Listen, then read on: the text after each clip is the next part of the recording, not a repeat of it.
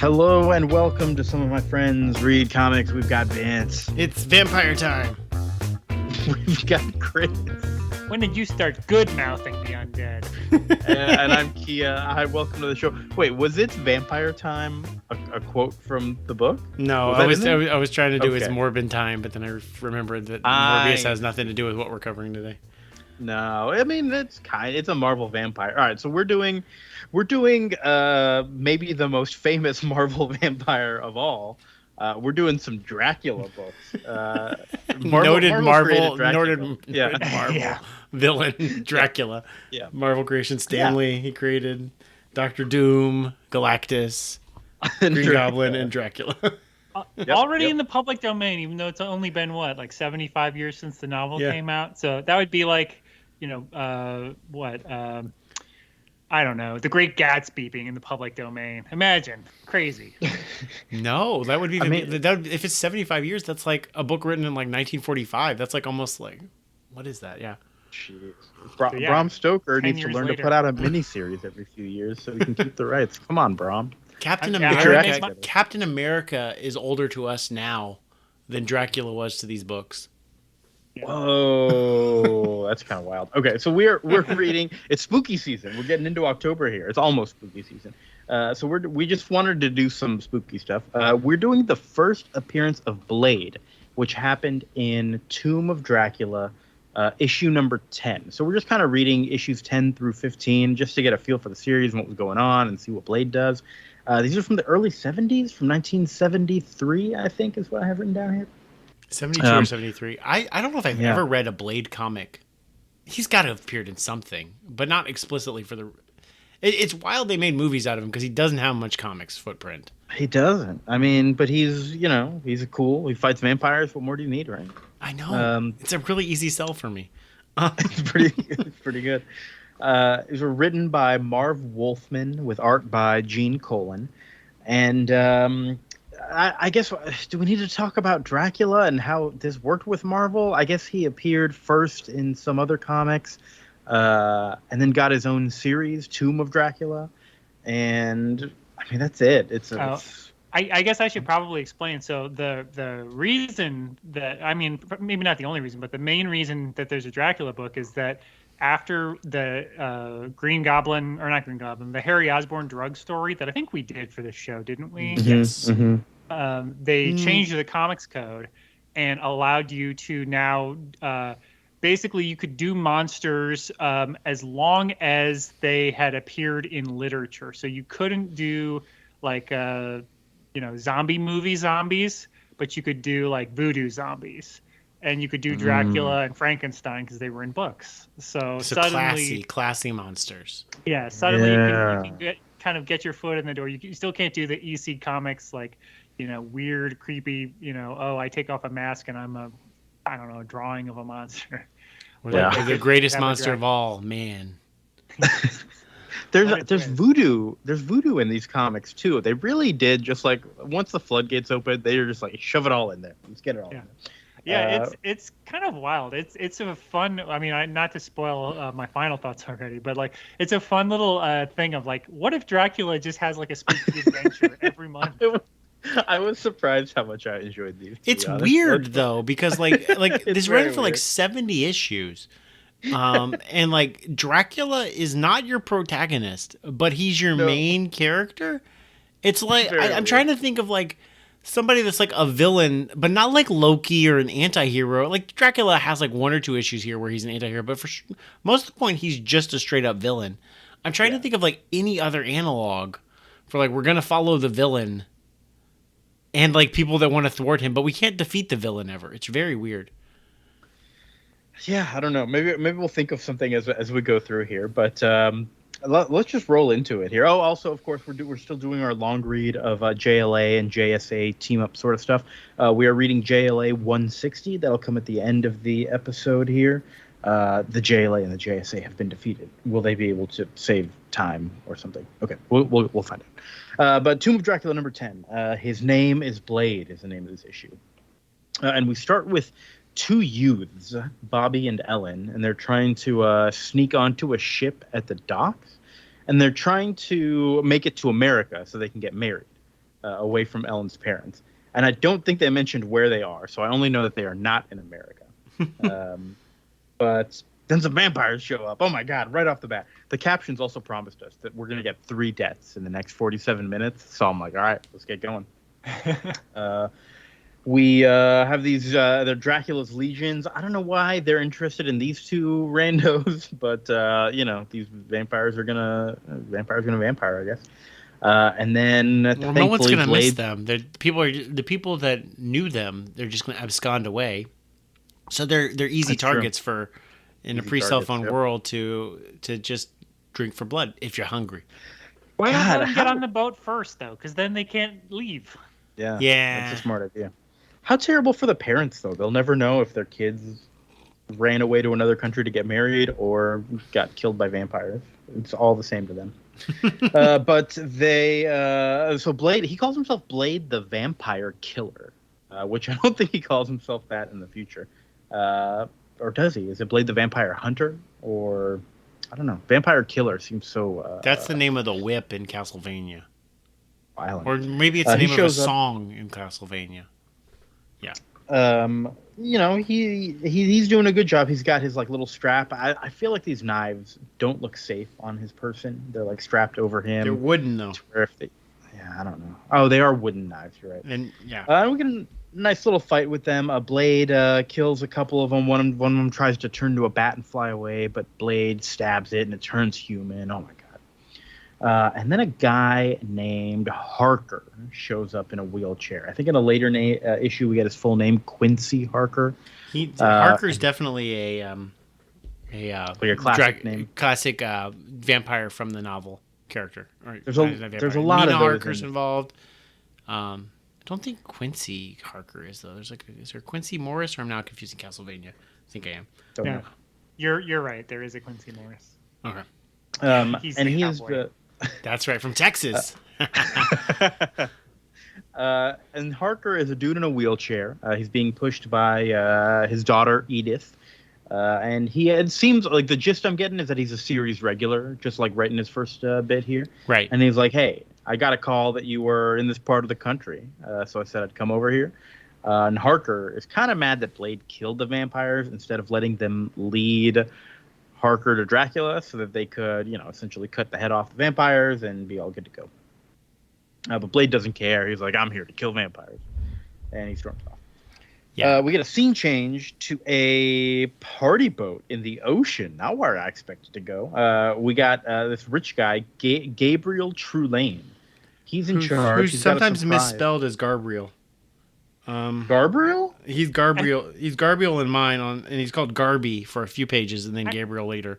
Yeah, I was gonna say they call him Garby, so I was like, "What's going on?" Maybe that's a name. Maybe it's Gabriel. But then it definitely says Gabriel on the final page. So TBD. We don't know. I don't know. Somebody was wrong at one point. He's in charge of this boat where he's got a bunch of famous guests. He's got this Arabian prince. He's got actors and actresses and all that sort of stuff. And he's like, all right, everybody, it's time for my super special guest that I brought for you. But I'm not going to introduce him. It's going to be his manservant Clifford Graves introducing him. So this other guy comes out. Clifton Graves. No, it says Clifford. Is it Clifford? Mm-hmm. It's Clifton, though. It's supposed to be Clifton. Boy, this thing's full of typos, apparently. Let's write a letter to Marvel. We'll get this fixed. In Tomb of Dracula 10, they'll probably say they were twins or something. Yeah. This is a recurring character, and this isn't even his last appearance. Yo, we might get a no prize for the podcast. He comes back. So he says, "Okay, it's my boss, Count Dracula." Blah. And Dracula comes out, and he's on a boat. Dracula's on a boat, and he assures everyone, "Hey, you're safe.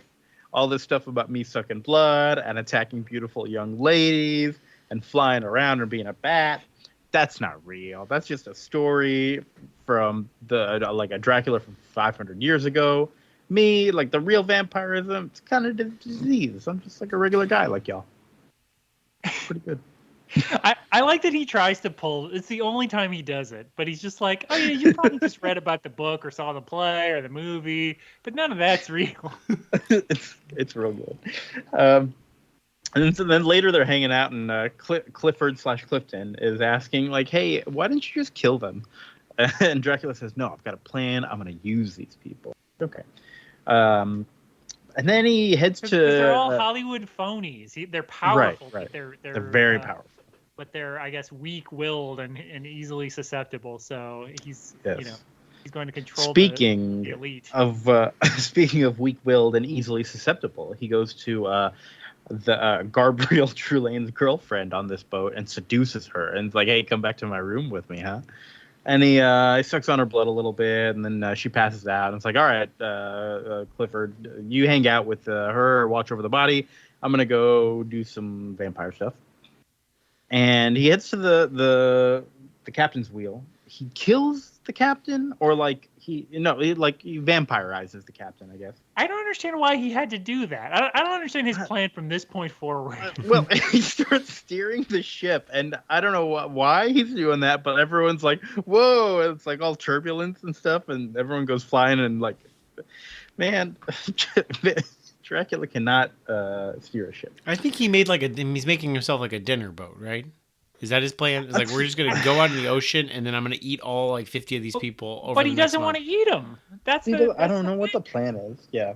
He wants to have these sort of thralls that he'll be able to control. He just wants their vacation to be bumpy, I guess. I don't know. I don't know if this is in the original book, but it was definitely in the BBC series from a couple years ago. That there's a whole middle section where Dracula spends his time on a boat and he ends up murdering everybody on the boat. This is in the novel. Oh. Maybe this is okay. So this is canon, but in the BBC series, at least he says okay, so here was my plan. I'm moving to London, and I wanted to see if I could have some self-control and just murder people one at a time and go for a month. Turns out, fun fact, I can't. I murdered everybody on the boat on the first night. I did it. I'm sorry. Yeah. I can't control myself. I'm stupid. I want to say this maybe, Dracula here. Maybe he is trying to control himself, and he's just acting out. And he's like, "I'm going to pilot this thing." Yeah, it is one of the better. Because the original Dracula novel is told mostly in diaries and newspaper articles and stuff. And so there's a newspaper article that's creepy boat washes ashore because Dracula glued the captain's hands to the wheel or something like that. So he's turning into a skeleton, but he's still steering the ship with the skeleton. Weird. So all the guests who are getting tossed around, they go confront him, and they're like, "Hey man, what's the deal?" And one of them pulls out a gun and shoots at him. So Dracula throws him overboard, of course. He enters the room in mist, and they're like, "I know what'll stop Dracula, this gun." Yeah.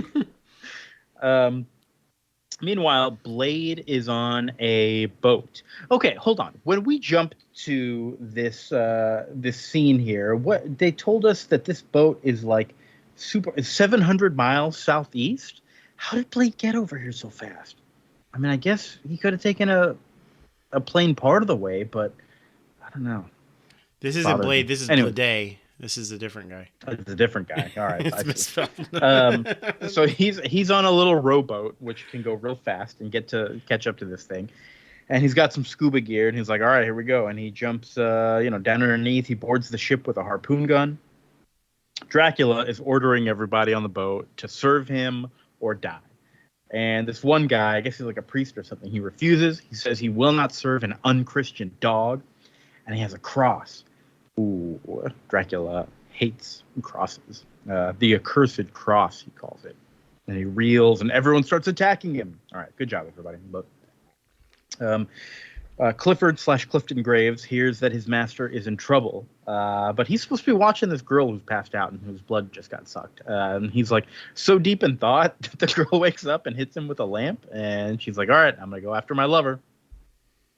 Which I thought was going to mean that she's going after her boyfriend who owns the boat. No, her lover is Dracula. She is fully vampire possessed, and she loves Dracula. So Dracula, meanwhile, is transforming into a bat, flying away, trying to get to all these people. Then Blade shows up.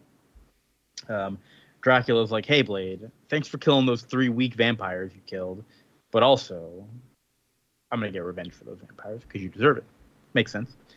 They're talking and they're fighting. Dracula goes for like a tackle. He's trying to tackle Blade over the boat, but Blade moves out of the way.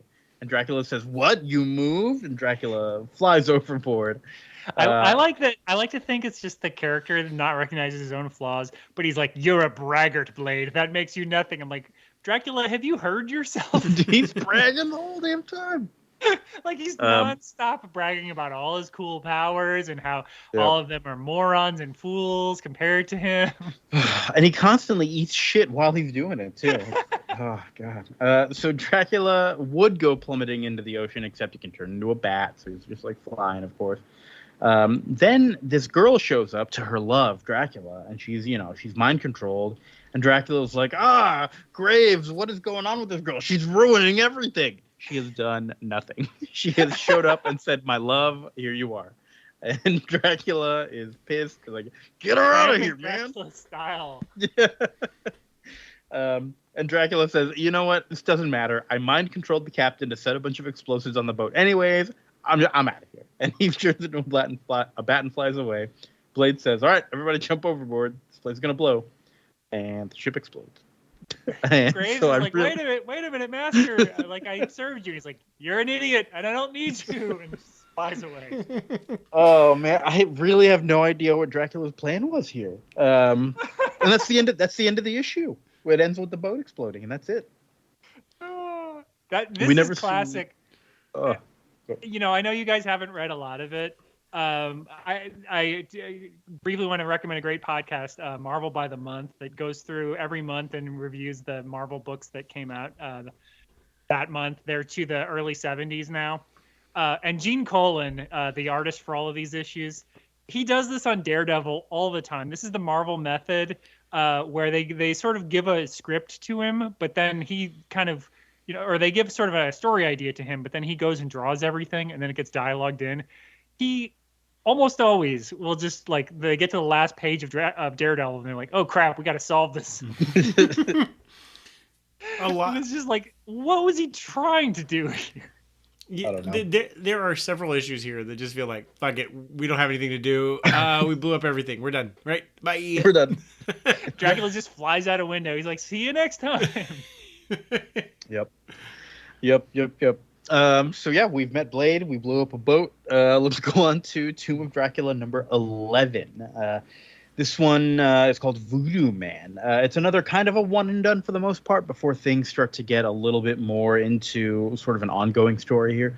But Dracula has left the boat. He's flown back to Transylvania, and boy, are his arms tired. That's what I wrote down, but I think he did mention something about being tired. Dracula's thinking about his... Not in Transylvania. They're in England. You're right. Why did I write Transylvania? Who knows? So he is thinking about his last few adventures. Apparently, a street gang in London tried to drown him in issue number 9 when he was weak with blood loss. He's like, "Yeah, you know what? I think I'm going to go pay them back. But for now, I'm going to go to sleep in my coffin and have a nice night. Or a nice day." I like that he calls out to Graves, too. He's like, "Graves, where? Oh, I blew you up." Elsewhere, we have a guy named Jason Faust, who is lying in an iron lung machine. And he's got a guy named Lucas Brand, and his hoodlums. And those hoodlums are going to help him get revenge on all the people who put him in this iron lung. And he first sends the gang to the bank to find a guy who's working late named Oliver Gordon. Every time somebody gets mentioned by name, I write it down here. This book has kind of a bad habit of giving everybody a name, even though it really doesn't need to. Like, this is just a guy who works at a bank. I don't care what his name is. I know that now. I wrote it down in my notes, and now later I'm like, Oliver Gordon doesn't matter. Don't remember that name, listener. Bank guy. They also introduced very quickly Frank Drake and Rachel Van Helsing. The bikers drive past them, and they're like, "What an irony that these characters that weren't in the last issue are back."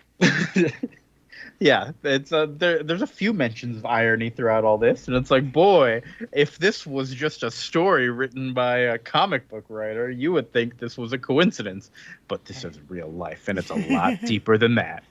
I do like that Rachel Van Helsing is like, hey, look, honey, there's a new production of the play Dracula. Let's go see it. I'd be like, that's the last thing I wanted to. Yeah. Well, they're like, yeah, I'm curious to see who they've got playing him. Is it anything like the real thing? Who knows? It's like if that's your job, why on your day off would you go for even more Dracula stuff? Unless you're like a Gen Z where you're just like everything is like pure irony. Maybe even Dracula does. Yeah, I lived through this traumatic event. Let's go see what happened on this. Yeah, that sounds great. Perfect. This is the issue where Dracula looks at a boxing match and hates it, right? Yes, I think so. Well, and then I got hooked. I got hung up on Brand because there's a character later in like Astonishing X-Men named Abigail Brand who like leads Sword and fights vampires. And I'm like, is she related? I don't think she's related to Lucas Brand at all. But I got hung up on that for a while.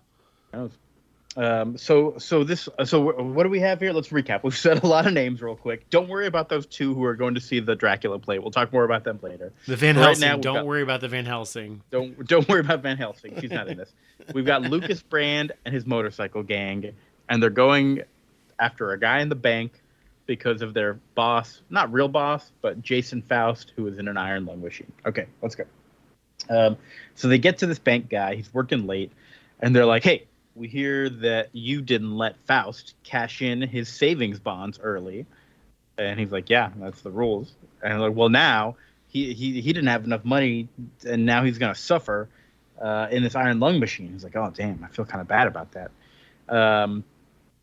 But Faust has like a voodoo doll of the bank guy, and we see him like putting pins in the voodoo doll, and he's like, ow, ow, ow. You know, as you do with like when you're getting voodoo pins in you. And that was great. The bank guy is like, no notes, Kia. Thank you. The bank guy says, all right, you guys got to get out of here. You're all on camera right now. It like points to a curtain where there's like a big old, I don't know how security cameras worked in the 70s here, to be honest, but like they've got a security camera on a film reel or something. That's what it looks like. And don't tell people. Yeah, why would you say that? Unless the only thing I could think is I got really hung up. I was like, maybe there's a decoy. Like he showed that one, so then they wouldn't think about the other security camera that was taping them. This did not happen. That's the only reason I would tell people there was a security camera, to throw them off the set. Like I took care of all of them. So Lucas Brand here is like, oh shit, we're on camera, and he's like, okay, go along with the plan. He sends a signal to Faust through like his like a watch deal. And Faust is like, okay, there's the signal. I'm going to put a real rough pin in here in this voodoo doll. And okay. And then the gang smashes the cameras and gets out of there. Cool. That's one guy who's wronged him off the list. Meanwhile, Dracula sees a lady about to be mugged, and he kills the bad guy. Hey, what a hero, that Dracula. Yeah, this issue is Dracula at his most like anti-heroic, because even though he's the bad guy, he's like, I hate these bikers, I'm gonna kill them. Dracula, I feel, is barely even in this issue. It's more just a story about this other guy getting revenge, and every once in a while the issue's like, oh, we gotta put Dracula in here. That matches Chris's hypothesis that this is just a vehicle to tell spooky stories. This feels like Tales from the Crypt in some ways, especially this issue. Yeah. There's a lot of points. Yep. Yeah, this issue and one more issue definitely feel like that. Mm-hmm. So then Faust tells Brand about their next target. It's an old business partner of his. Again, I wrote down the name. Not even going to say it. Not important.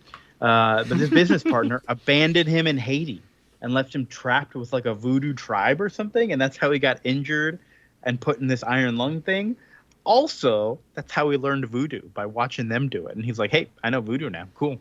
Yep, that's a classic storytelling trope that a white person goes to a different culture and becomes the best at it almost immediately. Sees it once. Good job.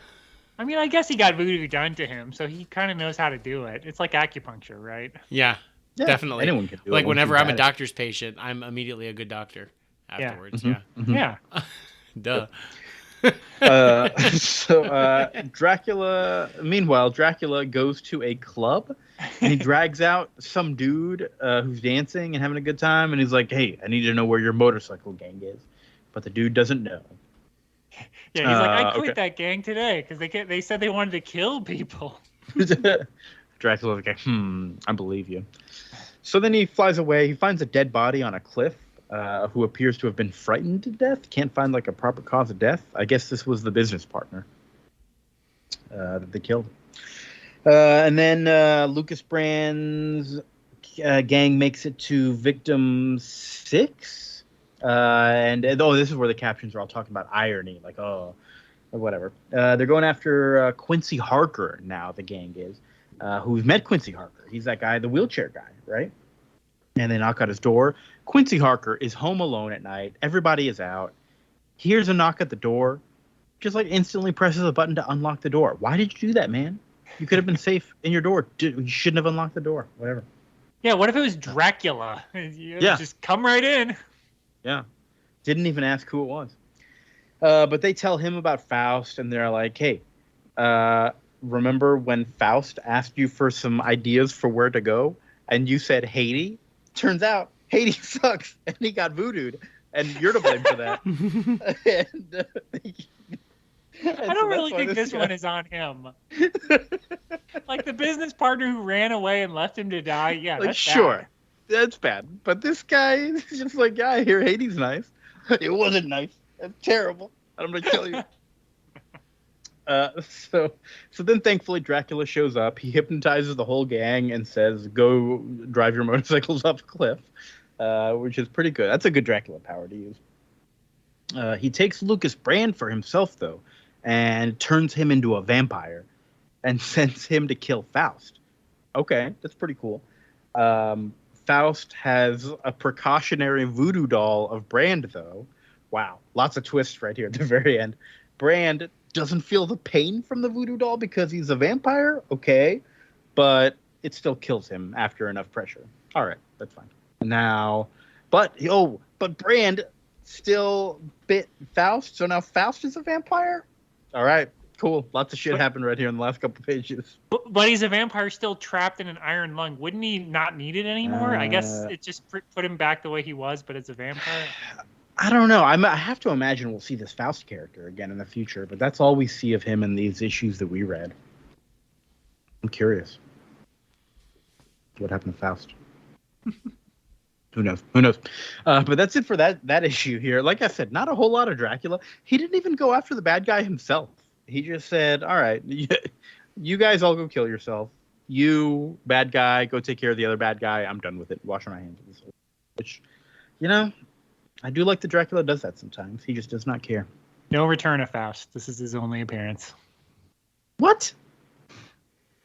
That's too bad. That's too bad. Graves, like I said, comes back. He survives that boat explosion. But Faust yeah. We'll have to write a follow-up for Faust. Maybe pitch it to Marvel. Maybe a Faust series. Anyway. I assume the next day the maid comes in and doesn't realize he's a vampire and just opens the blinds and then he just dies. That's possible. He is kind of, even if he doesn't need the iron lung anymore, he's probably still trapped in it, right?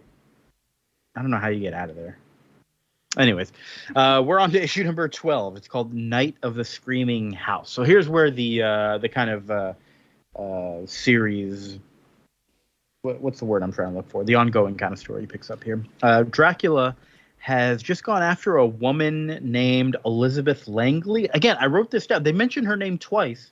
I thought she was going to be important. We never hear from her again. It was just a random person he was going to attack, but he is stopped by Quincy Harker and Rachel Van Helsing, and pretty much everybody's there. They even have a silent oaf, as Dracula calls him, an Indian guy named Taj, who sneaks up on Dracula and holds on to him.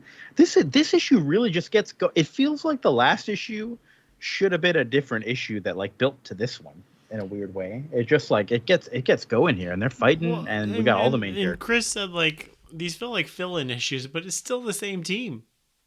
Yeah. This is Colin and Wolfman every issue. Yep. That would make sense. The last issue was a fill-ins issue, and now we're gonna get back to the kind of main story with our the Harker crew and everything like that. Which now I don't know. Were they the main crew? And they were a bunch of boring white people, and then Blade shows up and is we're gonna be the cool character that's gonna rejuvenate this story, because Blade is awesome, and he really even in that one issue we read, he's really good. Yeah. I mean, Dracula is a tough character, right? I'm sure they had to figure out what they were going to do with him. So I get that maybe there were some growing pains. And I do like that he kind of shakes up the cast because most of it is just like, oh, Harker and you know, his daughter and Van Helsing, and they're all just kind of like friendly and they're all on the same side, but they all seem to not really like Blade, which is a good sort of Blade, story potential. He's your Wolverine. Yeah, that's a good Yeah. point. Mhm. Like he definitely like jazzes it up and like makes it different. Yeah, he's just so cool. He's Blade is the Poochie of this story because everybody, it's like Blade or Dracula. Like whenever Blade or Dracula is not on screen, you should be asking, "Where is Blade or Dracula?" That's what I'm asking. Blade has cool yellow sunglasses as well. I don't know if like visor style sunglasses, kind of. I just felt like mentioning that. That's all. So Dracula was attacking this random person. The crew shows up to stop him. They're fighting. Dracula says, "Oh, yeah, I tried to get your daughter Edith once before. I'm gonna get her this time." And Dracula grabs her and flies away. Okay, cool. And you know the crew is a little bit disappointed. They're like, "Damn, got my daughter." Okay, well, we gotta figure out what we're gonna do. Dracula, meanwhile, is talking to Edith back at his home where he's staying at the moment. And he was like, "Yeah, I took you as a lure for the others. I'm gonna kill them all when they come here, and I can get this all over with because you're all just nuisances. And when those four are dead, I'm gonna kill you too." Cool. But this comes again to Dracula's plan. Like he literally told everybody he wants to kill to meet him somewhere else. Why didn't he just kill them there? I was really wondering, like, is there another person that's not here that he wants to also set lure? some traps. Okay. I have a lot of problems with this issue, and I love this issue. So, 20 kilometers southeast, we find that's where Blade is staying. His partner's name is Saffron, and they're about to have a sexy time. But Blade gets a call from Dracula saying, "This is where you can find me." And he's like, "Okay, I'm coming after you, Fangs." And he heads out there. And Saffron is just left saying, "Blast you, Blade, blast you." Okay, great. It's such a like, you know, blaxploitation scene. Like you can hear the remix, you know, funk music over this scene. 100%. I do wonder though, like, where was the genius in this though? Like, we got this like 10 issues of this Dracula book. It's fine. Let's turn this into a blaxploitation book. And I'm like, hell yeah! But like, who came up with this? And like Marvel of all places. Like, I'm just like thinking, like, this is really cool. Like, it's smart. And I can absolutely see like when Wesley Snipes was like, hell yeah, I'll do this movie. Yeah, Saffron in like 12 issues of comics, so she's a semi-recurring character as Blade's girlfriend and then ex-girlfriend when she shows up like later on. So we are at Dracula's home now. We have Harker, we have Drake, we have Van Helsing, and we have Taj. I think we've not really talked too much about Drake and Van Helsing yet. Drake is just kind of a normal white dude. He says I think we find out later that he's related to Dracula. He's related to Dracula. He's like offspring or something like that, or like somewhere in the family related tree. To Alucard or something. They don't say that explicitly, but that's what I'm. Yeah. And then Van Helsing, you've heard the name Van Helsing. You know the deal there. They hunt vampires, right? So they get there to this home, and instantly Dracula is like talking over the intercom, or however, whatever it is for like Dracula communicating with them, right? It was, "Welcome to Whispering Hell. The time is almost nigh for the games to begin. Games which will surely lead to your death." And this is where I instantly was like, "Come on, Dracula, you can't call all these people nuisances and then design games for them to play that are going to lead to their death. Like, just kill them. Like, what are you doing, man?" So they get attacked by bats, and there's like loose floorboards that are like busting up everywhere. And they decide to split up so they can get a better chance of finding Edith. I'm like, okay. So I just looked it up. Drake inherited Dracula's castle, and they find his skeleton and accidentally revive him in the first issue of Tomb of Dracula. So there you go. There we go. Okay. That's before any of the Van Helsings. It's just him and a bunch of other random people. So then he joins up with them. So Drake runs into Blade, who just shows up. And while they're talking, we see Dracula release some poisonous Black Widow spiders. Like his hand is reaching in from off screen, and he's like letting them out of a cage. Like, tee hee hee, I'm gonna set this trap for everybody. Which, like, what are you doing? Is this version of Dracula in this issue is just Macaulay Culkin in Home Alone, just setting traps for everybody who's coming in, and I feel like Dracula should be presented stronger than this, but that's okay. Have either of you ever seen Shadow of the Vampire with Willem Dafoe? Yeah. I have not actually. That's a wild well, it's a wild concept for a movie. Yeah. It's a great movie, but I love it. What you were just saying, Kia, of him setting these little traps reminded me. They ask him like, Willem Dafoe's playing Nosferatu, who is like an actual vampire in this movie. Spoiler alert, I guess, for the concept. Yeah, like the plot of the movie is this film crew finds a creepy old guy to play a vampire, but they don't know he's really a vampire, right? Yes, but they're filming the real movie Nosferatu. Yeah, from like 1926 or whatever. Yeah, they shoot the German silent film Nosferatu with a real vampire. But they ask him like, "Did you read Dracula?" And he's like, "Yeah, I thought it was really sad." And they're like, "Sad? Like how?" And he's like, "Dracula used to be a wealthy man who was, attended by hundreds of servants, and there he is setting his own table, sad." And that's what this reminds me of, where it's just like Dracula, like he has no assistant, he has no one. He's just like, letting spiders out into a room. I have to myself let spiders out to attack. And this is the best way to kill your prey? Come on, man. My dumbass great-great-grandson. Taj almost makes his way to Edith, who's just like sitting there huddled in a corner, and Dracula tackles him. Drake and Blade take care of the spiders. Then, there's all this yelling and stuff, so they all make their way to the same spot. A little fight where Blade slices Dracula's face with his special knife made out of ebony wood. And then Dracula's like, my face, ow! And he jumps out the window, plummeting to what would be his death, but of course, it's Dracula. Turns into a bat, flies away every time. Great plan, Dracula. Yeah. Maybe you should not have brought all your enemies here at once to fight and just maybe killed them. That would have been good. Or maybe you should have set better traps for the house. Something. Anything. They call it the house that screamed, but the house didn't do anything. Never did anything. And Edith is still there, though. She's upstairs. And they're like, "Oh, my daughter, I'm coming for you." And Edith's like, "No, don't." We find out that Dracula has turned Edith into a vampire. Oh, no.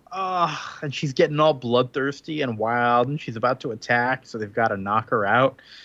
And her dad, Quincy Harker, in the wheelchair, he's got a cane. She knocks herself out. That was a weird part. Yeah, she jumps off like a second-story balcony and just lands on her head so that she'll knock herself out. I thought like she was jumping onto her dad and her dad like punched her out. That's what it kind of looked like, because I saw his fist there. That's what it looked like to me, that the dad punched the daughter. That's my story. He's in a wheelchair, but no, she jumped she's like, "No, I'll do it myself," and then knocks herself out, and then he cuts her head off, I guess. That makes sense. Yeah, he pulls out like his cane has like a thing where he pulls it out and it's like a spear, and he's like, "All right, here we go." And he just like, damn, that's rough. Gotta kill your own daughter because she's a vampire. And Quincy Harker, he's like crying about it. It's like, "Oh, first my wife, now my daughter. Too bad." Guess I'll have to stab her. And that's the end of issue 12. Rough stuff. I was kind of surprised that we got like a real life character death, and not just like a non-important character. Like, this feels like kind of an important character death, and it feels like the story's, kind of changing a little bit. Doesn't seem to matter too much for the future because they're still going after Dracula and nothing's really changed, but I thought it was interesting. Yeah, I do feel like the format of the book allows you to take a character off the board and just be like, okay, we can kill one of these off. It's not a big deal. Yeah, because at the end of the day, the only important character is Dracula. Yeah, you can kill anybody. So issue 13, To Kill a Vampire. Speaking of killing Dracula. So So Quincy Harker is remembering when Edith was a little girl, just 3 or 4, and she said, "Daddy, I don't ever want to become a vampire. Please don't let me become one." Which is a terrible quote to remember right after your daughter became a vampire and you killed her. What an ironic thing. Do you think they got letters on the last issue like he killed his daughter? What the fuck? No. We'll put a flashback scene where she specifically says, "Kill me if I ever become a vampire." It's cool. George R. R. Martin, 10-year-old George R. R. Martin, be quiet. It's fine. Yeah. So she's the granddaughter of Mina Harker, so she probably said being a vampire sucks. So but vampires suck. Yeah. I wasn't even trying to make a pun. I was just like, she would have firsthand knowledge. Like, this is no good. Don't be a vampire. I don't remember anything about those characters. I don't know which one's Mina Harker. She's in League of Extraordinary Gentlemen. She's the vampire. Oh, she's that one with the scarf around her neck the whole time, right? Yeah, hiding the Insane Clan Posse tattoo. Yeah, that's. All right, so Blade is like, "Listen, everybody, we're gonna do things my way now. We're gonna go after Dracula. We're gonna kill him." And Drake is like, "Hey, man, who do you think you are? We just lost Harker's daughter." Blade's like, "Hey, Drake, didn't you descend from Dracula? How do we know you're not playing both sides?" Apparently went too far. And Blade's like, "All right, man, I'm sorry. I'm sorry. I like too far." Even Blade, he's not quite a Wolverine level asshole. He's like, okay, that was too far. I get it. You're right. You're not in league with this vampire who just killed your friend. That's very realistic, though, that somebody says something shitty and then immediately like, I went too far. Sorry. Yeah, I should. Like within a panel, he's like, "Yeah, that was too much." Like literally, there's a dead woman in the room with you that Dracula is responsible for, and you're like, maybe you're on his side. Yeah, but they decide they've got to go like cremate the body and stuff because they can't just bury it because who knows what's going to happen in the vampire business. Meanwhile, there's a young girl again gets named Cecile Parker. Didn't need to be named. We never see her again. But she is getting hassled on the street by some old dude who's possibly a murderer. But Dracula shows up to save her because he's a hero and gets rid of the guy and basically leaves her without any memory of the situation or any memory of like what happened that night or at all. He just kind of leaves like a latent mind control in her brain until he calls for her. And he calls her says it's like his unseen army that he's gathering. I'm like, okay, how many of these people does he have? It's a cool little wrinkle. Mm-hmm. Yeah, he's got this like cool wild power. It's awesome. Yeah. And then this is where Dracula decides, you know what? I've got to observe the humans more if I plan to conquer them. I really need to understand them. So I'm gonna go to where all their passions burst free. I'm gonna go to the local sports arena for study. Okay. That really feels like a filler scene for Dracula. It's like, what is he gonna do here? All right. Gene Colan's like, "I'm drawing boxing right now. It's fine. Shut up." At the London morgue. I like how bad Dracula's argument too. He's like, they say they don't like violence, but then they watch boxing matches. I'm like, that's not the same thing, Dracula. Yeah, we'll skip forward to it. He's at this boxing match and he hates it. He's where's my notes for this section here? But he's talking about like he's just like absolutely. It's not even a real fight to the death. What a waste of time, waste of energy, disgusting. Get me out of here. I like that Dracula's dumb because he doesn't even think like, well, yeah, because they love their bread and circuses. It's fine. This is actually how I'll like subjugate them. I'll give them this is Hunger Games bullshit. You give them a stupid sport and they're all into it, and then they fight amongst themselves because they hate the, and then I'll take them over. That's how I control him. Yeah. Doesn't think that far. He doesn't think that far because Dracula is dumb. Yeah. Dracula, you specifically showed up so that you can study them and formulate better ways to lead them. And instead you just said, I hate what they like. I'm out of here. Okay, cool. Also, it's 1970s England. Shouldn't he be at like a football match and just be like annoyed at all of their cheers?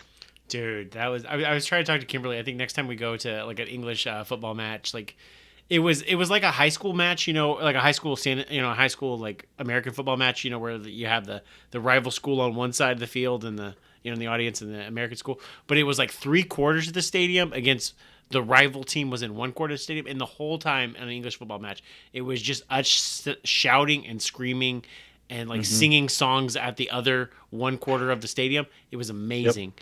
And Kimberly's like, I get it. I would love to just get drunk and then just sing chorally at another group. That sounds amazing. I will say the English have not given much to the world in terms of anything important, but they've taken a lot. They've taken a lot.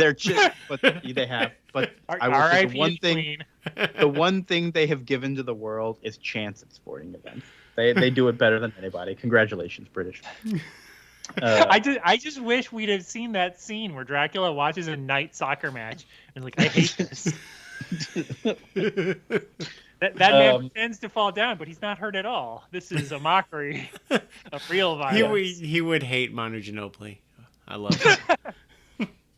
Any soccer flopping, he would just be like offended. He's like, that person is not even in real pain. I can tell.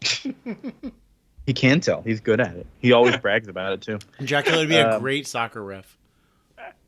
Yeah. So, that's what he should do. Oh my God, Dracula! That's your line of work right there.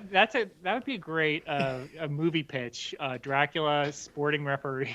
There's nothing in the rules that says a vampire can't be a ref. Now I'm just on like Daredevil would also be a good one. He would know if they're lying on their flopping. Yeah. Anyway, but at the London morgue, there's a subplot that I guess is not even going to be addressed in these issues. So let's not in these, no. But there's like some Chinese mobsters, and they're collecting this body from a morgue that has it's got like vampire fangs in the neck, and they shoot the doctor so they can take the body. Okay, cool. I'm going to show you later what this villain looks like because you would not believe me if I were to tell you. Okay, I'll send you a picture later. I'm curious. So Dracula goes to the boxing match. Oh, then the whole crew, they cremate the body of Edith. Okay. Blade. Oh, we get Blade's origin story here. Blade tells them all about how a vampire killed his mother. And so, even if they killed Dracula, that's all fine and good, but his work's never going to be done because he's going to be out there finding the vampire that killed his mom. And the story is that his mom was having a real hard time during pregnancy, and she was like sweating, not sure if she was going to make it. They called a doctor, but it turns out the doctor was a vampire. Dr. Acula over here. Dr. Acula. And they killed her, and the baby was born. The baby never cried once. And so they don't explicitly say he's half vampire here, like it is at least in the movies. No. Yeah, I like that they're saving this because Dracula, it looked like he was going to bite him, and I thought he would and be like, wait a minute, this is no good. I'm not even sure if they knew at this point yet that he was half vampire. Maybe they did, but I mean, this is setting up that he is. Okay, and I mean, I'm just curious at this point, like, wait a minute. How do you know your mom was killed by a vampire, though? Because you were a baby when this happened, and I mean, there were other women that saw Dracula and like pushed him out the window or whatever. Sure, but like, when did they tell you? And like, how do you tell a kid? Like, so listen, you're an orphan because your mom got killed by a vampire when you were being born. I don't know. Unless he's half vampire and they have to tell him, like that forces their hand. Maybe the vampires told him. I don't know. like when he starts, because the thing is he's a daywalker and he doesn't need to drink blood, so I don't really understand how. Yeah, when he's just like he's like Clark Kent, where suddenly he's in high school and is just like, oh, I'm super strong. What's going on? Yeah, his mom's friends have to be like, oh, it's probably because you're kind of a vampire. Yep. So the whole crew goes looking for bats now because one of their observers reached out to them to let them know that they saw one out this way. So they go to some village and they're like, oh, let's check the post office. And they go randomly ask the post office attendant there, whose name is Jasper O'Connor. Everybody's got a damn name. And they're like, hey, have you seen a bat? And he goes, you know what? Come to think of it, I have seen a bat. It was flying south now that I think about it. Like, all right. And then, boy, this was my panel of the week right here. They're like, okay, but wait, have you seen this strange dude? He's like 6'5", red eyes, looks like this. And they just show him a picture of Dracula that looks like Eddie Munster. It's very, just like a big black and white picture of him. And his response is just, and I really like that panel. And then on the next page, though, he's still just like, and he's like blanking out because they realize, okay, this dude's under some kind of hypnosis. Dracula's definitely been here. Meanwhile, Dracula wakes up. He looks out the window and he sees the whole crew heading towards his little home where he's at right now. And he's like, hey, here they come. All right. And I guess Harker is saying, like, I can sense Dracula's in there. I can feel it. And that's how they got there. It's very quick. They're just like, yeah, this is where Dracula is. We're going. And they start fighting. While they're fighting, all of the hypnotized villagers start heading over there. I guess Dracula hypnotized the whole dang town over here. Harker's got darts in his wheelchair. He pushes a button and shoots them at Dracula, but Dracula turns into mist like he always does, of course. He starts coming at them, and he's like boasting, like, you're gonna die. I'm Dracula. I'm the strongest. I can turn into a mist. You can never hurt me. You're all gonna be dead. And then he stops. He's like, no. And we see a knife in his chest, and Blade's like, hey, I did it. I killed Dracula. Okay. Cool. I love it. These two issues back to back, I'm like, this book is wild. It's a very wild book. You're right. These two back to back it's not what I expected from this book at all. Yeah. But Dracula's dead. They got him. Nice job. That's the end of the Dracula series, I assume. 13 issues. Had a good run, Dracula. But there's more. There's 70-something issues, you said? All right, we're still reading 2 more here. It does turn to bi-monthly, like in the final year or two. Like all right, once were from like 1980. I think and the Christopher Lee movies are gone. Like they were kind of running on a little bit of fumes. Yeah. So Dracula is dead, issue 14. All of these people are still approaching the village. All of these villagers who have been mind controlled, they're still coming. And the narrator knows a whole lot about what their orders are. They know that their orders are to reclaim the master's body and kill anyone in their way. Cool. So the crew is like, okay, quickly, we got to sever Dracula's head. Too late. All these villagers have stormed into the building. It is like a rave in there. It is just packed, elbow to elbow. Everyone's on the ground, getting trampled. And it says it felt like hours, but then it's really just a few moments. And all the villagers have cleared out now. And they took Dracula. And they're going to be able to bring him back to life. Oh, no, because they couldn't behead Dracula in time. We see those Chinese dudes. They took that body from the morgue and they took it to Professor Morgo so he could check it. And they're like, yep, turned into a vampire. Professor Morgo of the morgue? Does he work in a morgue? Is that? I don't know. That's an interesting name. But they're taking this body to Dr. Sun, who, again, we don't see him in these issues here, but I assume it'll be a plot for a later bit. The crew finds Taj, who they thought might have plummeted to his death at some point, but he's okay. All these shambling, mind-controlled men are carrying Dracula's deteriorating body in his coffin, and they get scared of something and they run away. Meanwhile, all right, we get the Church of the Forever and Father Josiah Dawn. And he is questioning his faith. He's talking to himself, talking to the Lord, all this. And he's like, oh, my God, blah, blah, blah. What am I going to do? But he finds a sign from God. It's this casket of Dracula's skeleton with this knife sticking out. He's like, this is the sign that I needed right here. We're good to go. Meanwhile, the crew is just hanging out playing chess, which, I thought maybe you could go try to track Dracula down, but maybe not. But they're just playing chess. Blade appears to be just looking at chess and trying to understand what's happening with the game. And Drake comes in. He's like, all right, I think I found him. And they've got a poster advertising the dead returning to life. And there's a picture of the skeleton that this priest is like putting together a show for or something like that.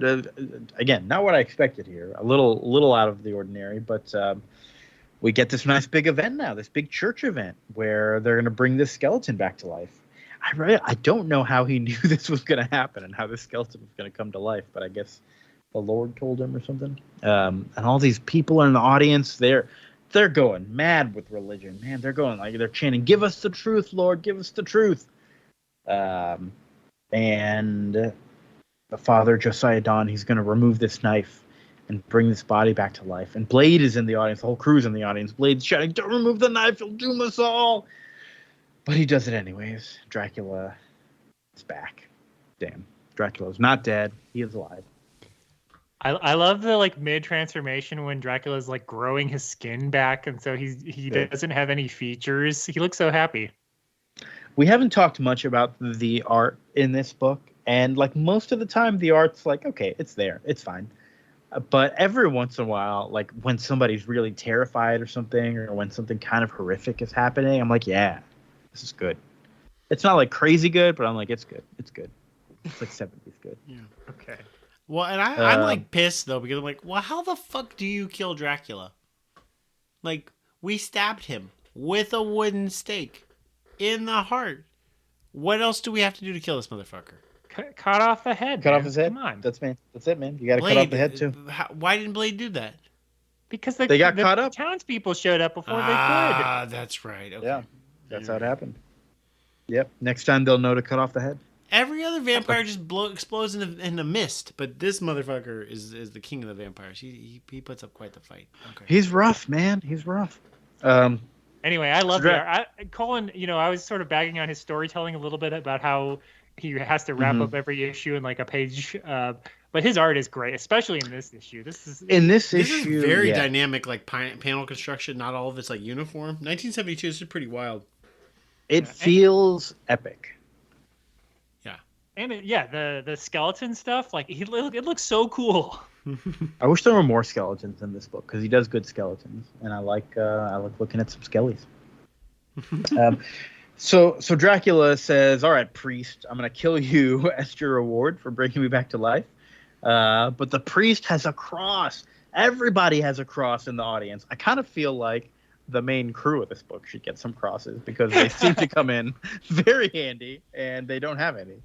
You have to actually be religious, as we find out in the X-Men issue when Wolverine makes a cross with his claws, and Dracula's like, "Well, that doesn't do anything because you don't believe in God." Oh, really? So the person holding it? Okay. Yeah, it's the religion basically of the person holding it. So then Kitty Pryde has a Star of David, right, necklace. Around like necklace, like a little like charm, yeah. And yeah, so that's and then that god also hates that. What's the same god? But that god hates vampires also. That's cool. Yeah. Okay. They all seem. Just plain having religion is a defense for vampires. Seems like if you've got like a homemade symbol. You need a symbol, like a totem of your religion. So that's why, like, when he reads like the letter T in like books, he doesn't get in trouble. He's fine. Right. And fortunately, he's in Transylvania where there's a bunch of iconoclasts. They got rid of a bunch of crosses for him. So if I held like a Bible or something, he would be like, "Oh fuck no, fuck this," at him. Probably. I do like, again, to call out the art, when he is when the guy is dying, he strikes the guy with lightning. He's turning into a bat like halfway. It's awesome. Yeah. Dracula's very difficult to kill. He's got the bat power. He's got the mist power. He's pretty cool. He's got every damn power, man.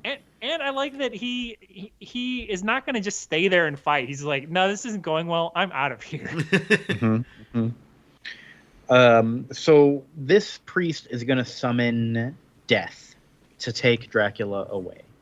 And Dracula like turns it around on him and the priest dies instead. Just a very cool spectacle throughout all this. Dracula is like, "Sorry, man, tough titties. You're dead. I'm out of here." Turns into a bat, flies away. Yeah, that's it. Doesn't care about the whole crew. Really doesn't care about anybody. He says in the next issue that he's like, "Yeah, not my problem to leave a dead body there. I'll let the church handle it. I don't care." That's also the last we see of our other main characters. We don't really see Blade or Van Helsing or Drake or Harker in the next issue here. The next issue is a real weird one. It is. Yeah. This is the Tales from the Crypt issue. Yeah, it's like a clip show. Which, if you had told me these were all recaps from the first 10, then I'd believe you here. Y'all talk shit about this. I think at the beginning of the episode, I fucking love this issue. This issue is what I love this issue. I mean, I don't hate it or anything. It's just not what I was expecting coming off of the last few. I was like, all right. That's fair. I think it's like, we'll get into it right now, but it is Dracula short stories. That's what I want. I kind of wish these had been like backups in like the story we've been reading, because I do like the main story, and I feel like it sort of derails it. But I do, the middle one. I guess we'll go through them. One of these, I was like, this is great. Like, I want more of this. Yeah. All right, so Dracula's writing in his journal about being reborn, and still kind of hating his human flesh, and he's like, just such a residue of my human beginnings. I just want to be a vampire now, but I'm like still kind of tied to being a human in the past. He describes the whole priest situation. Then he describes how, as he was flying away as a bat, he got shot down by a hunter, and the hunter bundles up the bat and carries it home. And Dracula wakes up on his shoulder. He's like, this bat is getting real fucking heavy as I walk. And Dracula's like, I'm not even going to deal with this guy. I don't care. And he flies away, and he summons a bunch of rats to chase the hunter. And then when he loses the rats, there's wolves waiting for him.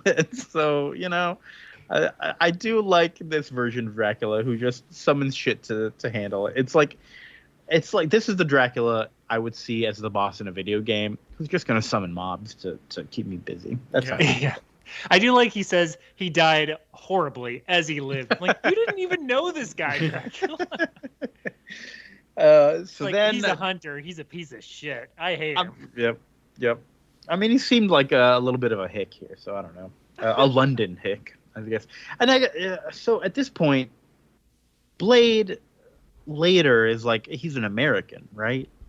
Right. But we don't really know that explicitly at this point because they're just in London. So maybe, is there a chance that they meant for Blade to be British? I don't know.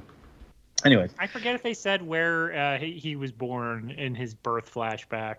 I don't. Oh, you're right. I don't remember looking after that. So anyways, Dracula then, for just like a couple panels, remembers his origin.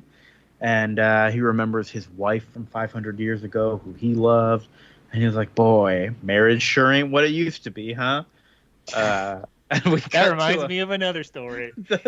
Check out Dracula Untold, Your Stupid Minds, on Spotify and all your podcast players for a Dracula's love story. So we cut to a couple where it's Richard and Kitty. They're in a car. Kitty wants a divorce, and Richard does not want a divorce, so he has a gun. And she's like, so Tales from the Crypt. Yeah, and she's like, Richard, just put it away. I know you've been sleeping around. Just go back to one of your ladies there. We'll just get a divorce and be done. And he's like, I can't get a divorce. I don't care about you. I just want your money. And he shoots her. And he shoots her off a cliff, and she like falls back. She falls down off the cliff. Dracula finds her broken body on the ground, miraculously, barely alive, and is like, hey, do you want revenge? She goes, yes. So he turns her into a vampire. Later, Richard is making out with his girlfriend, Cindy. He's like, glad I don't have to worry about Kitty anymore. Oh, hold on. Someone's at the door. Let me go see who it is. Oh, no, it's Kitty, and she's a vampire now. Oh. See, again, this is great art. The reveal of Kitty, I love it. It's real good. And, good one, Dracula. You got that guy. You helped the lady get some revenge. This is some good anti-hero Dracula stuff. I like Dracula's like writing a letter about how cool this was. Like, who's this too? It's just his journal, man. He's just remembering it. He's just like, yeah, that was pretty cool. I helped her kill her dirtbag husband. And then he tells another story about how he once met an old man who claimed to have been there when Dracula died. When he was born. Okay. And then he goes to meet this guy, and he's like, yeah, I found a pool of blood 1,700 years ago that gave me immortality. This guy is, although by the way, is Orpheus, star of 2019 Game of the Year, Hades. So just don't forget that. This is Orpheus. That's Orpheus? Yep. He says his name is Orpheus. He says his name is Orpheus. Oh, are you kidding me? No, I'm not. Well, I read it as Orpheus. It's the Hades connection. I'm less interested now.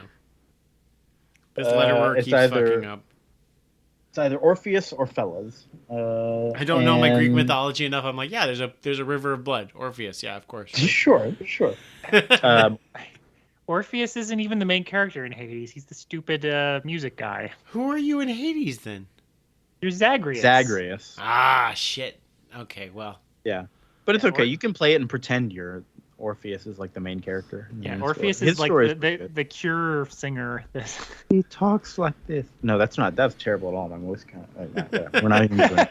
He doesn't sound anything nothing like that. That's an example of what he doesn't sound like. So we have this guy Orpheus says, "Listen, the immortality effects of this blood pool are wearing off. I need you to take me back to it so I can refresh a little bit. And what's in it for you, Dracula? You'll have a pool of everlasting blood. Pretty cool, right? Win-win." I do like Dracula as he's sitting down to hear this story. He's like, this is interesting me, but be on your guard. I could lose interest at any time. Yeah, at any second, I could get bored of this story and get out of here. So make it good. River of Blood. Okay, I'm listening. All right, I'm in. So it's a real X Factor situation. You can just put that X. So you're in. It's a very Shark Tank. all of the pitches to Dracula are like, this restaurant is blood themed. He's like, okay. Ooh, I'm listening. So they go to this pool of blood, and it's all good to go, but the old man was lying. He does not want life. He wants death. He said nobody should live as long as he did. There should be no immortality. I came here to destroy the blood pool before I died. And so he, does some magic business, and the blood pool is destroyed. And Dracula's like, I mean, I was fine, just kind of disappointed that I didn't get all that blood. It is what it is. Then the third clip of the clip show, I guess maybe fourth if you count the hunter, I don't know, is him coming back to England. He's like, all right, I've been fighting this Quincy Harker guy for 60 years. I took Quincy's wife. Quincy took my daughter, which I didn't know Dracula had a daughter, but I guess maybe that's a thing that happened earlier in the series. Anyway, don't worry, she comes back for sure. Okay. So I'm gonna head back to my ancestral home in England, get ready to fight this guy. Wait a minute, there's a Scotsman waiting for me here. I didn't even write down anything about who this Scotsman was. They just have a fight. Dracula gets stabbed through the heart with a big spear, practically a stake. He throws the Scotsman into the pit of death where all his enemies perish. And he was like, oh, I'm dying. Well, let me get in my coffin and die comfortably there. And he rested there with a spear in his heart as a skeleton for 3 years until Clifton Graves tore the spear out and revived him. See, I knew I wrote down Clifton for a reason. Oh, yeah, I wrote down Clifton here as well. You're right. I wrote down Clifford and the others, and I wrote down Clifton here. Weird. They must be twins, you're right. And that's it. That's the end of this issue. I like Dracula's that's when I made a vow, never to die again. Yeah, I'm never going to die. It's terrible. It's boring. Did nothing for 3 years. So that's it. That was a lot of comic in those 6 issues there, I gotta say. And a little bit of everything, but I kind of like Dracula.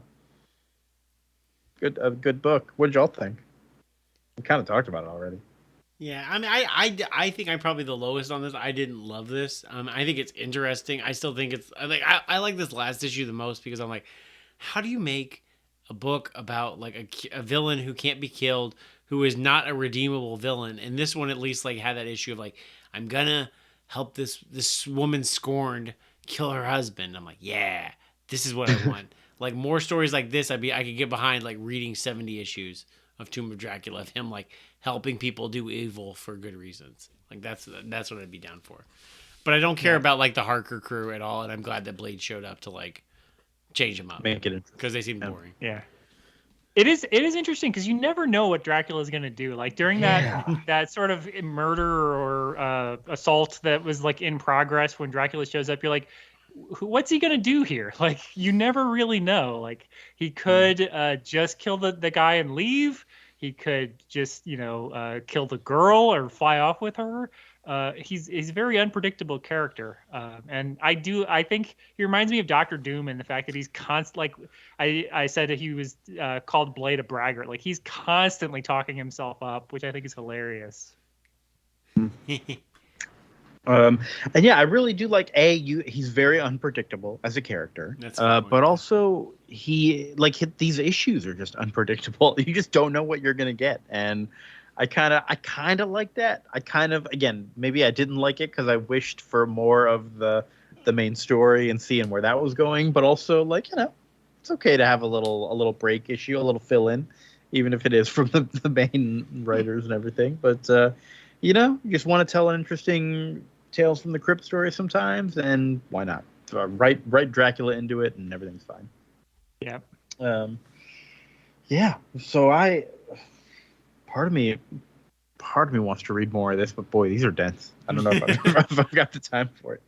But I'm curious. I would be curious to just learn.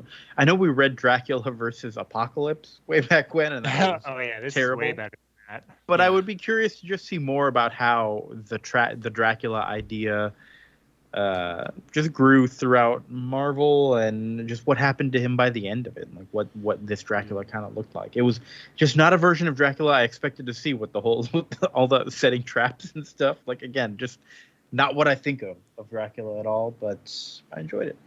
Yeah. Go ahead. I really like this. I'm glad that we started where we did, because I remember it's been a while since I read the first couple of issues. So I remember none of it, but I remember it's a little slow. But that's because Dracula's not in the beginning of the whole thing is they have to revive Dracula, so it's like we just want Dracula. Like, we don't care about the rest of this stuff. Yeah.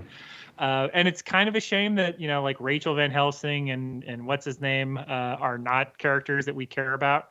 But Quincy Harker, I'm never going to care about that guy. He's an old man. Like, get him out of here. Like, if I'm a teenager in the 70s reading, or a 11-year-old or whatever, who's like, oh, I'm too, I've outgrown Spider-Man. I read adult comics now. Like, this is pretty cool. But yeah, I wouldn't care about any of the Harker. But I do think it does a good job, because I was worried it was just going to be like every issue of just Dracula being like, "We'll get you next time, Dracula." But it does seem to have some real stakes. No pun intended. It's it's like he kills Harker's daughter, and then the next issue Blade kills him, and you're like, "Whoa!" I mean, I don't think any of us saw that coming. And yeah, it's kind of a cheat that he comes right back to life. But he's also Dracula, so it doesn't feel like a cheat. You're like, oh yeah, that's kind of what Dracula does. I expected him to come back. I knew. I'm just that good. I knew. You're very smart. Yes. Thank you. Vince, were you gonna say anything? Yeah, I mean, I had read a Tomb of Dracula reboot in 2004 when I first started reading monthly comics. And I was like, I don't know what this is, but sure. And it was a 6-issue miniseries that got knocked down to 4 issues. So I know it didn't do well. But I don't remember a damn thing about it. But I remember it was kind of like a soft reboot. But this is the only other time they've ever used the Tomb of Dracula title was in 2004. Otherwise, this series ended after 70 issues. Although it looks like Dracula makes a lot of appearances with Victor Gischler, who I think had Jubilee got turned into a vampire by Dracula. And I see this Fear Itself mini written by him, also called Hulk versus Dracula. So I'm sure, I don't think he's been served very well as a main Marvel villain. Probably won't be in any Marvel movies. Although She-Hulk did just say the Baroness Cromwell in the most recent episode of She-Hulk, which is apparently a vampire that fights the Avengers for some vampire cult. So maybe we will see. That's a proprietary Marvel character, right? Because I think Blade is the Blade movie next year with Mahershala Ali. I think is that coming next year? It's either next year or 2024. I can't remember where it is, but it's somewhere on the horizon. Because Blade did speak to Jon Snow in the post-credit sequence of Eternals. I know that. Blade spoke through the black sword or whatever the Black Knight's weapon. Ebony blade. Yeah, It's spoken. Boy, I am. I'm way behind on my cinematic universe. Dude, I had no the idea Jon Snow was- Eternals post-credit scenes are one more interesting than the rest of the movie, and also batshit insane. We've talked about this, but definitely like Jon Snow was like, "Oh, my girlfriend got taken by whatever fucking celestial. I should probably go save her." And the Ebony Blade is like, "Yeah, you should, man. Let's go fucking do it." And it's Blade's voice, Mahershala Ali, talking to Jon Snow. And then the next scene is Patton Oswalt as Pip the Troll and Harry Styles as Star Fox saying like, "Let's go fucking get him." So it was. Dang, Patton Oswalt makes a great Pip the Troll. I imagine, though. That's awesome. Yeah, I guess Danny DeVito is busy. Danny DeVito keeps missing out on these roles. He misses out on Detective Pikachu. He misses out on Mario, on Pip the Troll. It's fucking waste. Yeah, too bad. Maybe they'll find a good character. Who could Danny DeVito play? Detective Pikachu. It It would have been great Pikachu. Yeah. Danny DeVito as Dracula. Sure. Why not? Sounds I would great. watch. It's Justice Hey, League anyway, time. So- We're going This was long. a lot of fun. I'm Yeah, I probably think we going to gotta- keep reading, but yeah, I understand that it's pretty dense. What was that Yeah. podcast you said? Marvel Monthly or something? What was that podcast? Yeah, Marvel by the Month is the podcast. Okay. They are to the 70s. They have done, I think, 3 or 4 sort of mini episodes. If you want to jump in a crossover with this, they call Monster by the Month, where they just focus on the first appearances of the Man Wolf, of Dracula, and I think they've done one. Oh, Morbius, of course. It's Morbid time. Yeah, so because this is 72, 70, early 70s. That's like they just keep throwing these characters out, seeing what sticks. Cool. Great. Yeah, go check out that podcast and then tell them to check out our podcast. That's the more important. That's step. right. So now we are on to Tell them to stop having guests like that, Brian Michael Bendis and Tom Brevoort, and have me as a guest. Wow, they've got some pretty good gets. Okay, cool. They do. They have great guests. Yeah, it's, honestly, it sounds like it might be a downgrade for them to have me on as a guest compared to Brian Michael Bendis. So, But that's you, Keo. I'm saying I should be a guest. Oh, I see. That's true. You're an Chris and upgrade Tom from Brevoort Brian are in the Michael exact same conversation. Bendis. Yeah, Well- I'm a little lower on the scale. Yeah, if they want a lawyer's opinion of how accurate Daredevil or She-Hulk I is, can't give them that. I can give it to them because Oh, no one else shit. could ever tell you how inaccurate Daredevil. All right, so JLA 160. Here we go. So yeah, for our long read, we've been reading a bunch of JLA, JSA team up stuff. This issue is this was a two-parter. We read 159 last time. This is by Jerry Conway, art by Dick Dillon, and all right. So who's on the JLA side? We've got Superman, Flash, Elongated Man, and Hawkman. On the JSA side, we've got Wonder Woman, Huntress, Star Spangled Kid, and Dr. Midnight. There was a big party with the JLA and the JSA, and a big explosion happened. Everyone was knocked out except for the heroes I just named. So just 8 heroes left, and they're like, all right, we got to go figure out what's going on. They went and fought these heroes from the past that had gotten brought to the present. That's Jonah Hex, Enemy Ace, Viking Prince, Black Pirate, and Miss Liberty. And the JLA and the JSA got beat up, their first ever total defeat. And the Lord of Time, we find out, was behind this, who did it all on purpose because his plan was... So this guy, just recapping it, is ridiculous enough. He built a computer that got too powerful, and it's going to stop the flow of time, and it cannot be reversed. So he wanted to lure heroes to his base so that they can stop the computer because he can't do it anymore, and also the computer can't know that that's his plan to destroy it. Cool. But the heroes then are, when they're defeated, will then have more resolve to then win. Right. Yes. So these 8 heroes currently are very mad. They're on a cosmic treadmill heading towards the energy trail that those other 5 heroes from the past left. And they deduced it has to be the Lord of Time in the year 3786. So they're heading there. And we get some monologuing from the Lord of Time, talking about everything that's going on. and the Machine and all that good stuff. And then these heroes from the past show up because they're coming as well, the 5 heroes, and they're like, "Hey, let's attack and get inside here." The Machine has to summon some defenses, brings in a big old dino from the past. Pretty good. Yeah. We got dinosaurs. I don't want to pick on. So this is what, 4 years or 5 years after the Tomb of Dracula. Dick Dillon's art not quite Gene Colan level. No, yeah, it's very. It feels very golden agey kind of. It's very. I will say I love the dinosaurs and the lizard people that show up later. I mean, they're about to show up here. Yeah, the They're lizard people good. are cool, but yeah, the dinosaur. I was like, everything just looks so strange. Like it's. I think that's part of. I don't expect everything to be realistic, but it's just like, man, that dinosaur is weird looking. Mm-hmm. It feels, yeah. I'm glad you said that this is past Tomb of Dracula because it does feel super older than Tomb of Dracula does. But the enemy Ace, he distracts the dino with his plane. Good job, enemy Ace. Very smart. Then a bunch of half lizard, half apes show up, is what they're called. They just look like big lizard people to me. And they've got kind of googly eyes. I like them.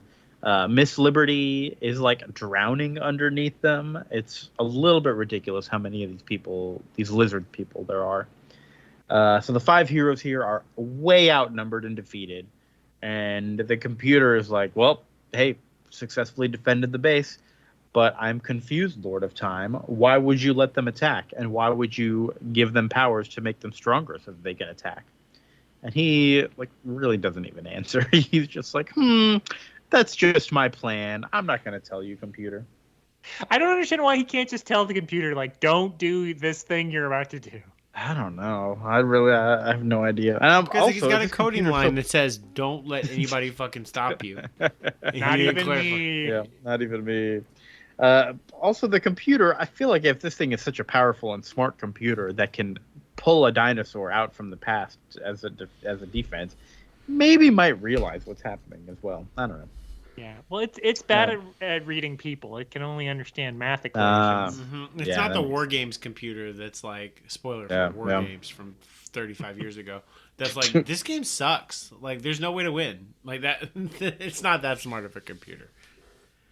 So meanwhile, back in the present, Aquaman is tending to all of the heroes that were knocked out during that initial party. This is my they're panel lying of the in week. beds. This is my panel of the week. Yeah, this is good. Mainly because of the Atom. Every hero is lying in a bed, and the in the Atom same room. is in the same room on IVs. But Atom's IV is a little bit smaller, and a tiny little pillow. That's pretty good. It's great. My panel of the week is definitely Dracula mid transforming, but there's a great panel that we'll get to here in a little bit. There's a few great panels here. So Aquaman, the Doctor doesn't recognize all of these heroes as well, and Aquaman's like, well, that's because they're from Earth 2. And we get a little bit of an explanation of what Earth 2 is from Aquaman thinking about them. Just in case you missed the first part. And we're halfway through this issue. And then the Doctor mentions the other 8 heroes that didn't get knocked out, and they're off doing whatever. And Aquaman's like, "What? Other 8 heroes? I thought they were dead. What? They're still alive? We gotta help them. We gotta get to work. Oh my god!" And he's kind of in a panic. He's about to get a sexual harassment complaint. Yeah. He's squeezing her, and he's like, "Aquaman, control yourself." Yeah, he's squeezing her tight. Very pelvic forward too. Yeah. This is where the boys got the idea for the deep, right here. Oh no. And then Aquaman's like, "All right, Doctor, what can I do to help?" And Doctor's like, "I think the JLA has some really good advanced medical supplies. If you can go get those for me." It's like, "I'm on it, Doc. No problem." Good work, Aquaman. Thanks, Aquaman. Good job. So meanwhile, back in the future, the 8 heroes show up, but there's a barrier stopping them, and Superman can't even get through it. Oh, it's that strong. Star Spangled Kid tries using his cosmic converter on it, and that doesn't work. Mainly, Superman explains, because cosmic converter's powers come from the sun. And this matter that we're dealing with right here seems to be matter made out of a white dwarf star. Okay, good job, Superman. So they can't get through this thing, but they come up with a plan. They're going to use Star Spangled Kid's cosmic converter power to turn Superman into essentially a missile, and Wonder Woman is going to throw him through the barrier. Okay, well, it works. I love how Superman has to like go completely like just put his hands to his side to let Wonder Woman like lift him over her head. It's like it's a good thing the Amazons learned about javelins. I'm like, what are you talking about? So it works, but then after the whole impact, Superman's in a coma. Oh no, just like the other heroes. So they've got to like drag him along while they're flying. Okay, cool. They get to the castle, and Hawkman this whole time has been super pissed about Hawk Girl being in a coma. He's like, we have to go after who did this, no question. So they get to this castle, and he just like goes in guns a-blazing, which was a bad idea because he gets blasted. And now he's in a coma too. Dang, one by one, they're all going down. It's just, I almost said Starlight Kid. That's a wrestler. Star Spangled Kid puts up like a shield so that they can get through these lasers. And Wonder Woman leads them through. She's blocking some of them with her little armband things. And then until they get to the very end, and she gets blasted by a stray laser, so she's out too. Dang. Wonder Woman knocked out, Hawkman knocked out, Superman knocked out. This is rough. Flash runs into the castle using some super speed business. I think he goes through like the ground or the wall or something. And he finds the other 5 heroes from the past encased in standing coffins. They really are not very important to the story at all, are they? Because I think that's the last time they show up at all. No. What happened to them? Are they okay? We'll get to that. They get sent back in time, I guess. I hope so. So he sees them, and he gets attacked by pterodactyls. Oh, no! And there's lots of pterodactyls. And they don't look great, but I do like the way they look at the same time. Again, those big googly kind of looking eyes. So Flash is now knocked out. I think... was there some dialogue missing on these panels here where, like, Elongated Man is, like, looking over... did y'all notice like 2 panels that randomly had no dialogue? Was that just my copy? He just like goes over there and then he like, looks at them and like frowns. Yeah, I don't know if they were supposed to be dialogue. I mean, I think it conveys what's going on. I do like that it's the JSA members, and then Elongated Man is the only JLA member because he's sort of like, oh, I'm the weakest one. Yeah, I really do like that. Where he's just kind of like feeling the pressure of being the only JLA member left. He's kind of like, I don't know how old the other characters are, but he is kind of like the senior member left on the team. But the robot sends them, I guess the machine, the computer, summons a cool robot for them to fight. And they describe it as looking like a bizarre Hindu idol. But I think it kind of looked like Gumby with purple armor on. That was my... Yeah, they're comparing to like Shiva, right? Because it has all those arms. I don't know. Yeah, that's what it was. I think that's the idea. But yeah, just kind of a Gumby face with some purple armor. I like this thing. I mainly liked it. So this part, Elongated Man really has to have like kind of a crisis of conscience about himself, and he's like, "Oh, I'm such a clown, but no, I've got to do this. I've got to go on." And he wraps himself around the robot and like breaks up the robot's arms. Really good panel here. Is this the one you were talking about, Chris, with the robot's arms and legs exploding out? Well, I was talking. My panel from this issue was Wonder Woman throwing Superman like a dart. Oh, well, there you go. I really like this other panel where it's just like, I don't know, it looks like a cartoon of just like, whoa, robot exploding. It's great. Then Elongated Man makes it to the Lord of Time, who doesn't say anything. He's just standing in front of his machine. And Elongated Man's like, oh, I got to short circuit the thing. I'm going to do it. And there's a big explosion. And I guess he saved the day. Because back in the present, the Doctor has brought everybody out of their comas. Hooray! And then I realized, wait a minute. Some of the heroes who were also in the future are here. Like, hold on. Slow down here a second. But we got a bunch of narration explaining what happened. The Doctor says that she found the energy that was blocking their central nervous system, and she got rid of it so they could get out of their comas. Okay, fine. Then they explained that all of the heroes went forward in time, found all the heroes in the coma in the future, and brought them back to the present, and now everybody's okay. Okay. That's cool. I kind of would have liked to see that maybe, but I feel like it's like we're done. This is the last page, buddy. I'm like, wait a minute, we're totally done. An elongated man is in bed bragging about how he saved the day, and that's it. End of the story. I don't have strong feelings about Elongated Man, but it does retroactively make me like Identity Crisis less. I mean, I already think it sucks. Yeah, I mean, it tried to do that thing. Like, I remember, like, Bendis' New Avengers, like, had several moments, like, Peter Parker was like, I'm fucking Spider-Man. I can't do shit against whatever New Avengers things are here. Why am I in this team other than, like, I'm a recognizable hero? I know he asked that several times. So I appreciated, like, oh, Young Man's doing that. But I was just bored. I'm like, why is Jonah Hex not get to do anything? Like, Jonah Hex got to do fucking jack shit in this book. And I want to see Jonah Hex hang out with Batman, who also does nothing. Yeah.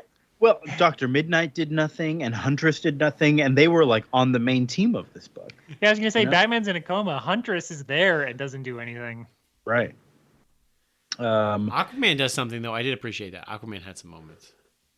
Honestly, that Aquaman scene might have been the funniest one in this book. Yeah. But there wasn't a whole lot happening in this book. It felt a little, I don't know, just like simultaneously rushed, but also like, I don't know what they were going for. I was always so reticent to read team books, because like of this era, because I'm like, I'm not gonna get what I want out of my heroes. I'm not gonna get the character moments out of people I like. Yep. And we're doing this at least in part because I wanted to do some Earth 2 stuff. There's not enough Earth 2 in this because it's like they're the ones without a book. Like you should probably be focusing on them a little more. I mean, an Elongated Man obviously doesn't have a book either, so I get focusing on him if you're gonna pick one.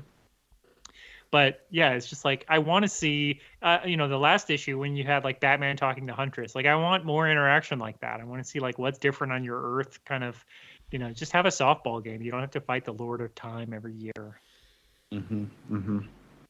Yeah, the JLA JSA aspect of it really just didn't go anywhere at all. It could have just been a regular JLA story with 4 random other heroes. But it is what it is. It had some fun moments though. Not to be too down on it or anything. But yeah, so we're going to, of course, continue to read some more JLA, JSA stuff. Next time we're reading, for our long read, Adventure Comics 462 from 1979. This is the Death of Batman. I guess the Earth 2 Batman? Yeah? Yeah. By the real Batman. Oh, what? Chris, question, because I'm looking at this now. This is like 67 pages. Are we reading the whole thing? No, just the Batman story. Okay, cool. Okay. There's multiple stories in here. It's the five superstar features. Okay, cool. Yeah, not reading those. It's called the DC Implosion. Whoa. They canceled a bunch of books and then had to publish these like 60-page things. Like, here's what we were gonna do. If you didn't, you'd have read these things. Okay, so it's probably that first I have story. no idea. The Justice Society Only Legends Live Forever, pages 3 to 18. Okay, cool. Gotcha. Honestly, just the title, Adventure Comics. I feel like I should know more about this series, but I feel like I've never heard about it ever. I get it confused with Action Comics, if I'm not being mistaken. I mean, everyone knows Action Comics, but Adventure Comics? Whatever. We've got... Oh, so that's our long read. Our main read, getting smack dab in the middle of spooky season. We are going to go back to some Locke and Key. It's been a long time since we've read Locke and Key. It was March of 2021, you said, Vince, when we read it? And I don't know when we read Locke and Key 1. I'm assuming at least a year earlier than that. Yeah. But we are reading Volume 3 now. We read the first 2 volumes in previous issues here. Got a Netflix series made out of it. And, we've enjoyed those individual volumes enough, so why not do another one? Volume 3, Crown of Shadows, from 2010. It's 6 issues. That'll be our main read. So, yeah, Locke and Key Volume 3, Adventure Comics 462. And I think we're good to go with that. I'm excited for more returning to series. We did it with Swamp Thing. We've read 3 volumes now. We're doing some Locke and Key. We've got to eventually get back to some Age of Apocalypse, some more Captain America. Those are the other 2 we're hopefully planning to come back to eventually here. Who knows when we're gonna do it though? We got to be in the mood, right? That's Lock and Key's a pretty solid one though, because like it's only like 6 volumes, I think. So it's a pretty easy read. And I've read this one. I read through volume 3 when we did Lock and Key 1, which was in October 2019. So we've read 3 volumes over 3 years. That seems pretty good pace. Yeah. Pretty good. But yeah, I think that's it for this issue, this episode, and what's coming next year. What else do we have to talk about? Chris, you mentioned the You Stupid Minds podcast, Your Stupid Minds podcast, not You Stupid Minds. You had an old episode on Dracula? Yes, we recently, about a month or two ago, had Dracula Untold, the 2014 Dracula origin story about his love interest, because Dracula mentioned that. So, and also, if you want more Dracula as a protagonist, that movie's got too much of it, you might say. Great. We've also recently we done 2 episodes. We got a little behind because of Labor Day and me being out of town, but we've done 2 episodes since the last time we recorded. We did The Astrologer was the most recent episode, a lost film because the writer, director, producer put a bunch of music in there without licensing any of it or getting any approval for it. Including whole scenes just set to Moody Blues and other 70s prog rock bands. And just like, oh, you have to pay these guys and get their permission? What? So that's a fun movie. And then we also have Geostorm, a movie that, whatever, it sucks. You know the drill. It's Gerard Butler, right? Yep. He has to stop a geostorm from happening. It's like the day after tomorrow, but there's a satellite. Okay. Cool. Vince, what's going on with you? Not much. I was on an episode, I've talked about this episode of Games My Mom Found, talking about Super Mario 3D Land a couple weeks ago, so you can check that out there. But otherwise, nothing. Cool. I'm imminently close to building my PC. They've just announced new video cards. And I'm hoping that older video cards go on sale. Mainly because I also spilled water on my laptop last night. And at some point we had to pause the recording and restart it. I'm wondering now if that had something to do with me spilling water on my laptop. Oh, no. Everything seems fine, you know? Yeah, I dropped my phone after 4 years today, like on my foot, and it cracked. Not on the floor, but on my foot. On your foot? Yeah, what the fuck? My phone has a scratch on it as well, right in the middle, and it's the first thing that's ever happened to one of my screens. It's terrible. I know. No, I had it's crazy how a 12-ounce glass of water sitting on your desk just turns into a fucking flood of shit when it's all over everything. Like, how does it multiply like that? It's amazing how much liquid there really is. I've done that with cleaning up after animals and babies. I'm like, there should be less liquid to clean up here. The 12 ounces is a lot of liquid, Kia. I'm sorry. Yep, it's a lot of liquid.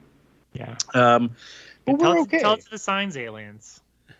Tell it to those aliens who invaded a planet that's 70% water. Those fucking idiots. I thought there'd be a lot less liquid here. They made a wrong turn at Jupiter, and they actually went to Earth instead of Mars. They fucked up. Idiots from signs. But yeah, that's all that's going on. With our science hot takes. It's not that hot of a take. I'm pretty sure everyone thinks that. But yeah, I've got nothing else to mention. Did we talk about everything? Are we done with all of it? I think we're done. I think we did. Vince, I love you. Love you too, bud. Chris, I love you. Fool, I'll live to something Dracula would say. I don't know. And listener, we love you as well. Thank you so much for joining us. We will see you next time. Bye-bye.